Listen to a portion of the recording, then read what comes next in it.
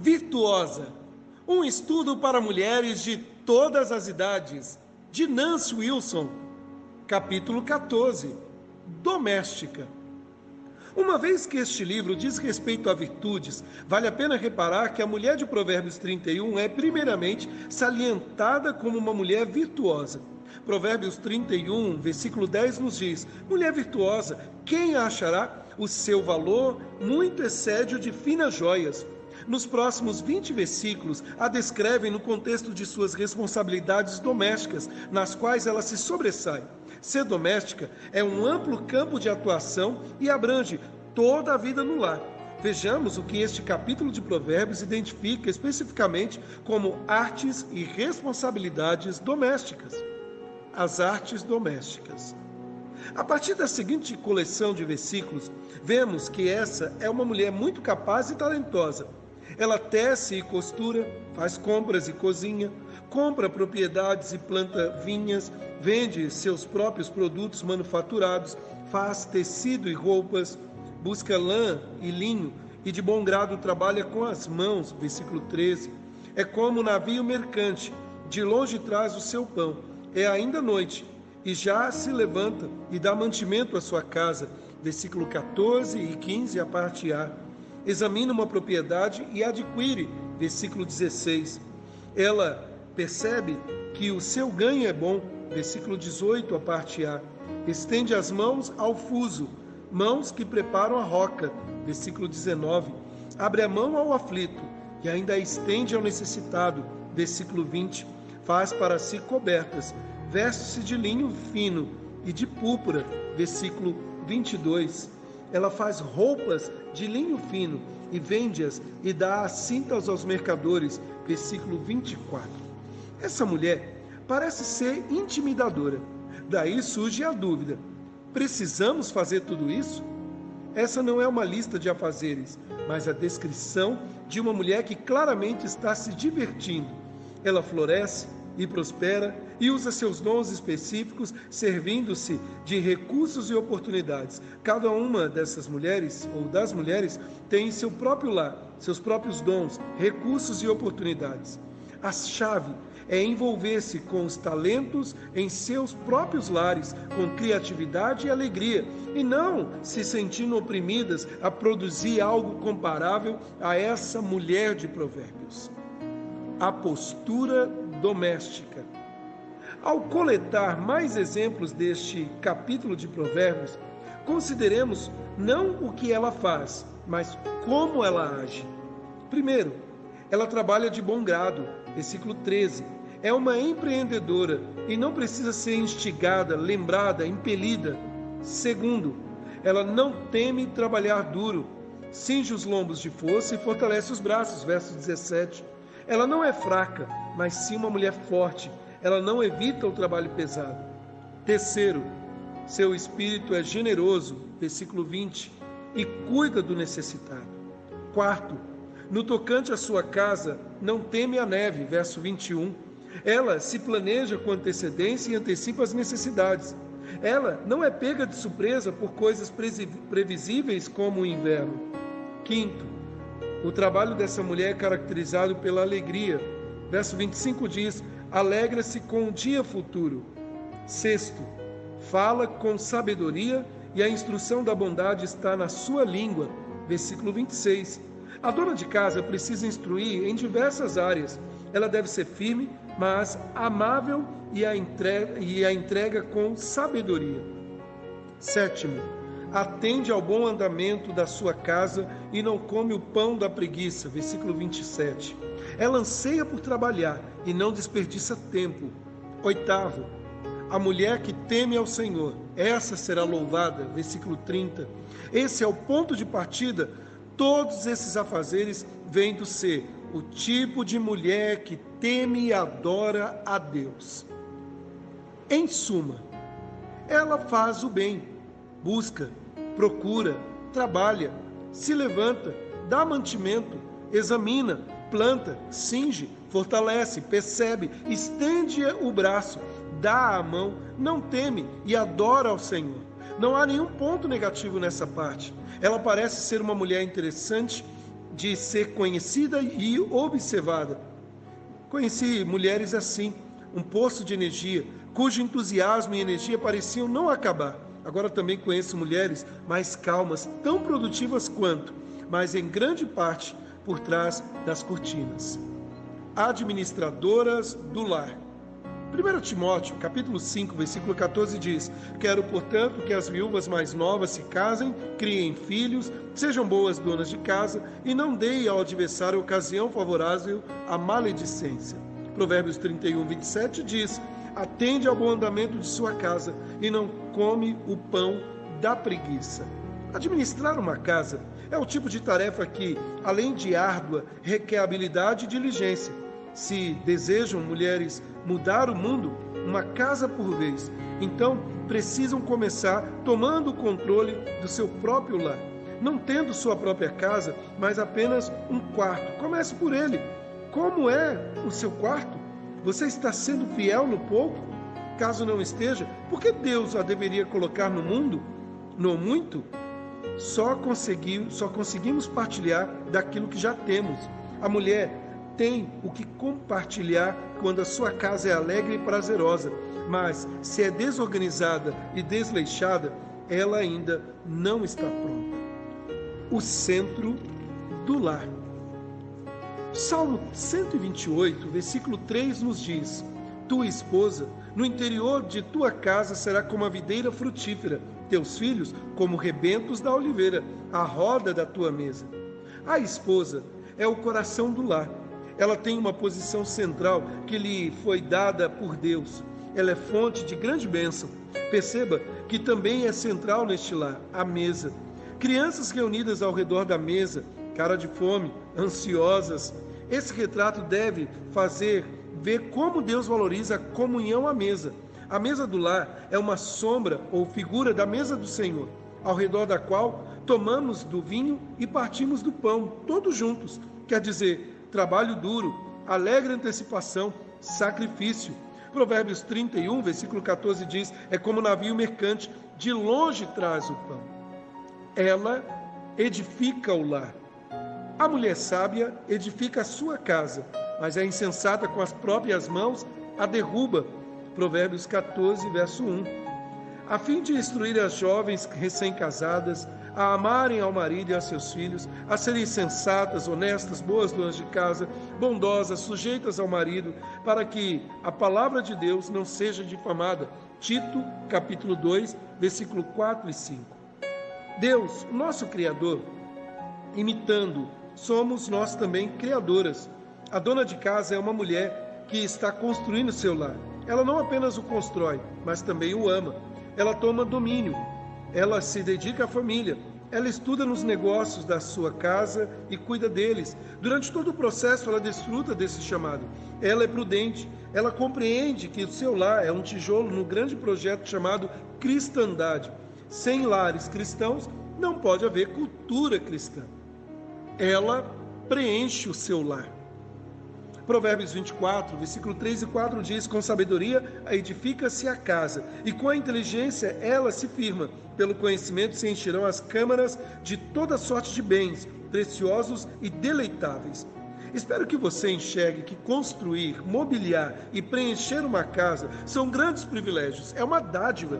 A mulher virtuosa encherá seu lar com coisas aprazíveis, refeições quentes, histórias, dons, risos, serviço, bagunça, limpeza, brinquedos, crianças, canções.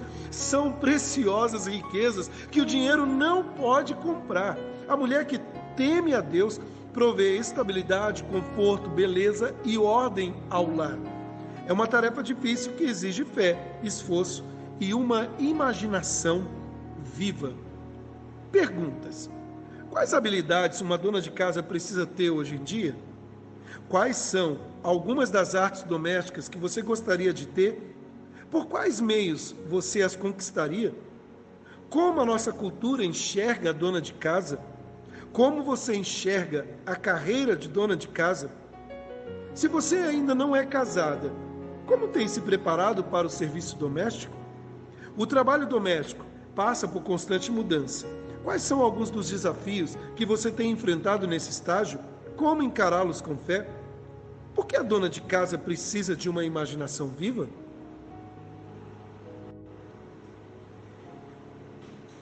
Capítulo 15. Paciência.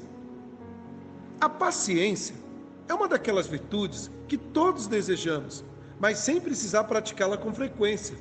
Paciência significa tolerar sofrimento, dor, provocação de todos os tipos, espera quando se está com pressa, imprevistos e dificuldades, interrupções inesperadas, insultos ou grosseria, todo tipo de problema e confusão. A paciência suporta circunstâncias assim com calma e autocontrole. A paciência se recusa a ser provocada ou irritada. Conseguimos prosseguir tranquilamente e sem reclamar. E tudo isso por longos períodos de tempo. Um dos outros termos para a paciência é a longanimidade. Não é uma palavra difícil de entender. Basicamente significa sofrer por um longo tempo. Digo mais, sofrer por um longo período com alegria. Sejamos honestos, algo precisamente impossível sem a intervenção da graça divina.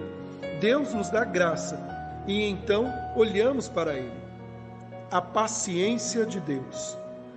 O Salmo 86, o versículo 15 nos diz: Mas tu, Senhor, és Deus compassivo e cheio de graça, paciente e grande em misericórdia e em verdade.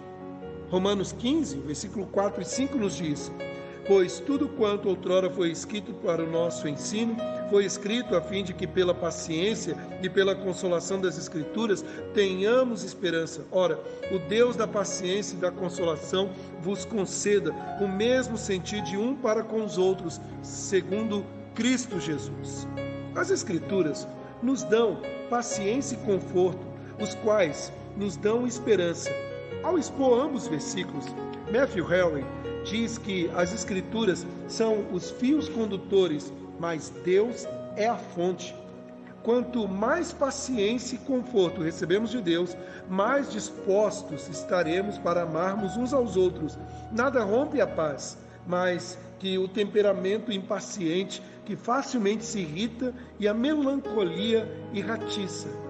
Deus é paciente com os seus. 1 Timóteo, capítulo 1, versículo 16 diz: Mas por esta razão me foi concedida misericórdia, para que em mim, o principal, evidenciasse Jesus Cristo, a sua completa longanimidade, e servisse eu de modelo a quantos hão de crer nele para a vida eterna. Paulo mostra que Deus foi longânimo com ele, enquanto perseguidor da igreja. E ele é longânimo, mesmo com aqueles que serão julgados. 1 de Pedro, capítulo 3, o versículo 20, a parte A nos diz: Os quais no outro tempo foram desobedientes, quanto a longanimidade de Deus aguardava nos dias de Noé, enquanto se preparava a arca. Ao contrário de julgar apressadamente, Deus espera pelo momento que Ele próprio julga adequado. Fuja e persiga.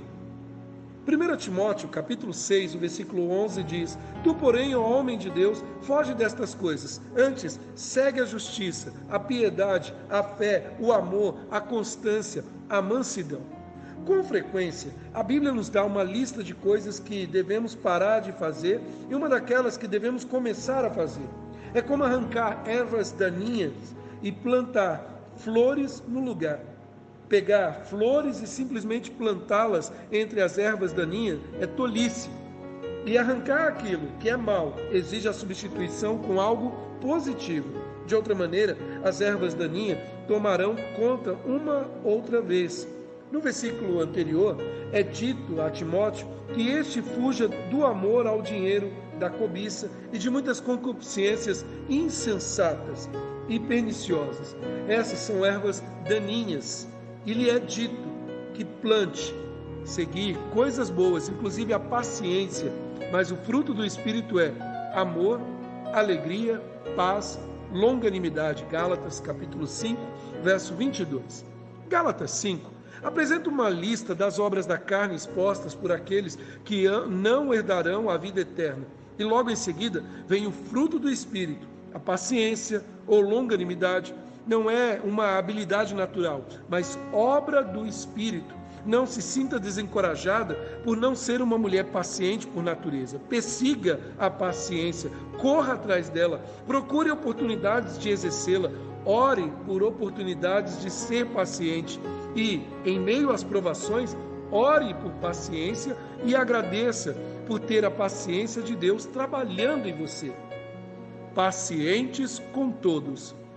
1 Tessalonicenses, capítulo 5, versículo 14 diz: exortamo-vos também, irmãos, a que admoesteis os insubmissos, consoleis os desanimados, ampareis os fracos e sejais longânimos para com todos. Paciente com quem? Todos, incluindo os insubmissos, os desanimados e os fracos. Em outras palavras, vocês devem ser mulheres pacientes com todos aqueles que nos tentam a impaciência. Uma paciência regozijante em meio às tribulações.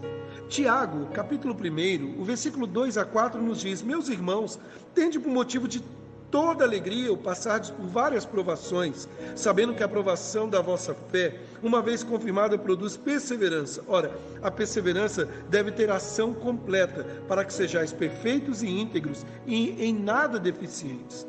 Sede pacientes na tribulação. Romanos 12, 12. 1 de Pedro, capítulo 2, o versículo 20 diz: pois que glória há se pecando e sendo esbofeteados por isso, o suportais com paciência? Se, entretanto, quando praticais o bem, sois igualmente afligidos e suportais a paciência, isso é grato a Deus. Quando cremos que todas as coisas realmente cooperam para o nosso bem, conforme Romanos 8, 28, é que confiamos que todas as nossas tribulações provêm da mão do nosso Pai amoroso. Conseguimos ser pacientes nelas, Ele está nos aperfeiçoando. A provação é uma das suas ferramentas mais úteis neste processo. Não devemos apenas ter paciência, mas tê-la como motivo de toda alegria. Essa é a prova da nossa fé, regozijando-nos no Senhor, o fruto da alegria produzido em nossa vida. Sem a alegria, a paciência não passa de ranger de dentes e forçar-se a paciência. O que a configura, a realidade, isso é a alegria. A paciência com regozijo dá sinais de uma caminhada digna. Efésios, capítulo 4, versículo de 1 a 3 diz: rogo-vos, pois, eu, o prisioneiro no Senhor, que andeis de modo digno da vocação a que foste chamado, com toda a humildade e mansidão, com longanimidade, suportando-vos uns aos outros em amor, esforçando-vos diligentemente por preservar a unidade do Espírito no vínculo da paz. Colossenses, capítulo 1, verso 10 a 11, nos diz: a fim de viverdes de modo digno do Senhor, para o seu inteiro agrado, frutificando em toda boa obra e crescendo no pleno conhecimento de Deus, sendo fortalecidos com todo o poder, segundo a força da sua glória, em toda perseverança e longanimidade com alegria. Perceba duas coisas. Primeiro, a paciência é um sinal de que está caminhando de acordo com o chamado dado por Cristo. Segundo, a paciência com alegria é um sinal de que o glorioso poder de Deus fortalece. Não há outra explicação. Devemos esperar pacientemente pelo livramento de Deus. O Salmo 37, versículo 7 diz: descansa no Senhor e espera nele. Não te irrites por causa do homem que prospera em seu caminho, por causa do que leva a cabo seus maus desígnios. Salmo 27, versículo 14 diz: espera pelo Senhor, tem bom ânimo e fortifique-se o teu coração, espera, pois, pelo Senhor. Isaías 40, versículo 31 diz: mas os que esperam no Senhor renovam as suas forças, sobem com asas como águia, correm e não se cansam, caminham e não se fatigam. Quando estiver em apuros, não desista de orar e esperar. Deus responderá no seu tempo aos olhos dele. Assim, oramos, lançamos nossas petições, pedimos livramento e aguardamos com alegria. Esperar significa aguardar continuamente com ardente expectativa. Aguardar é uma disciplina espiritual. Não é algo que a carne realiza com facilidade. Queremos ver a resposta agora. Queremos resultados imediatos a fim de que possamos continuar. Mas a Escritura é repleta de versículos acerca da espera e sobre esperar ainda mais um pouco e mais um pouco. O Salmo 40, versículo 1 diz: esperei confiantemente pelo Senhor. Ele se inclinou para mim e me ouviu quando clamei socorro. Lamentações, capítulo 3, versículo 26 diz: bom é aguardar a salvação do Senhor, e isso em silêncio.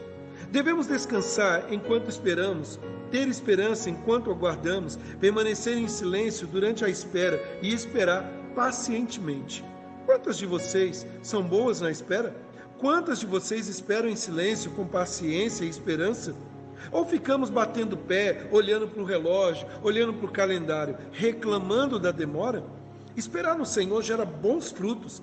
Esperar traz por resultados restauração, forças revigoradas. Esperar fielmente é vigiar com expectativa, ansiando pela chegada do Senhor e sua resposta a qualquer minuto. Ser fiel na espera é permanecer aguardando, sabendo que esperar no Senhor é algo bom em si. E esperar pelo Senhor é uma maneira de chamar a sua atenção. Ainda estou aqui, Senhor. Ainda estou clamando, esperando, aguardando pacientemente pelo seu agir. Nosso coração se endurece quando começamos a desistir da espera. Ficamos fracos e cansados, mas o ato da espera com fé fortalece nossa convicção. Então, daí, podemos declarar com confiança, como Miqueias, capítulo 7, versículo 7, eu, porém, olharei para o Senhor e esperarei no Deus da minha salvação. O meu Deus me ouvirá. Perguntas: em quais áreas, na casa, na escola, no trabalho, você precisa exercitar a paciência com alegria? Você precisa ser paciente consigo mesmo? Os outros precisam ter paciência com você? Alguma vez você já desistiu de esperar pelo Senhor? Como você resumiria a espera no Senhor com alegria? Conclusão. Agora que concluímos esse estudo, espero que você continue a acrescentar fé à virtude. As virtudes são boas qualidades que Deus deseja que seu povo cultive. Houvesse eu acrescentado todas as virtudes que pudesse encontrar na Bíblia, este pequeno livro seria muito maior. Por exemplo, a generosidade e outras virtudes maravilhosas. Então, não a negligencie.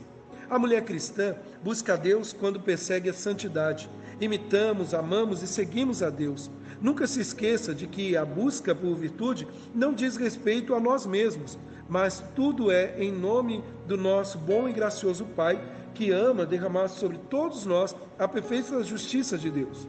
Todos os nossos dias nessa terra deveriam ser caracterizados por um desejo íntimo de agradar e glorificar a Deus. E isso necessariamente envolve a busca por virtude. Jesus abençoe a vida de vocês, minhas irmãs.